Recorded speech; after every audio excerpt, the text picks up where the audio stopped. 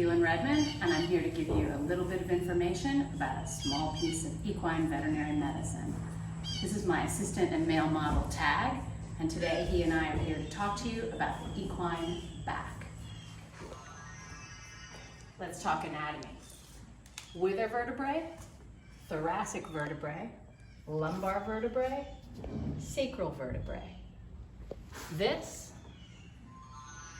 is a wither vertebrae. It sits like that. The body of the vertebrae is all the way down here, and what you see up at the top is the end of the dorsal spinous process. This is a huge lever to these joints. It's why it's so important to be careful when you're mounting a horse, because when you pull on the withers, it puts a lot of torque down here on the joints and the body of the vertebrae. These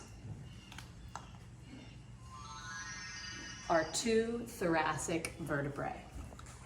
These are the dorsal spinous processes. These are the facet joints. These are the bodies of the vertebrae. These sit like this in the horse. The bumps you can feel at the top are the tops of these dorsal spinous processes. This is kissing spines. Not all kissing spines causes back pain, and not all back pain is caused by kissing spines. There's facet joint pain, there's pain in the soft tissues, and there can be disc pain. What can you do with the equine back? When you're evaluating pain in the horse's back, you can palpate it gently with your finger pads.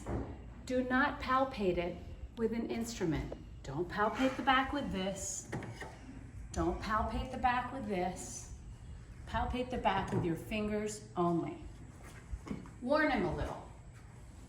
Palpate his shoulder and his neck and get him used to the idea of you touching him.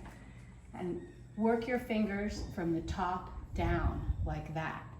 If you palpate like this, every horse will flinch.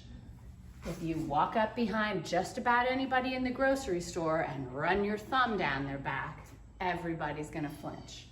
Palpate with your finger pads only, top to bottom, in a regular sequence. What else can you do with the equine back? A few gentle stretches. You can scratch him on either side of his tail head so that he rounds the back like that. Don't stand right behind him, and don't call me from the ER if you do. You can also stretch the back side to side. Scratch him on just one side of his bottom, and you'll see him bend his back to the left. Scratch him on the other side of his bottom, and you'll see him bend his back to the right. This is just a little bit of information. There's a lot more out there about the equine back. This is just enough to make you dangerous. See you next time.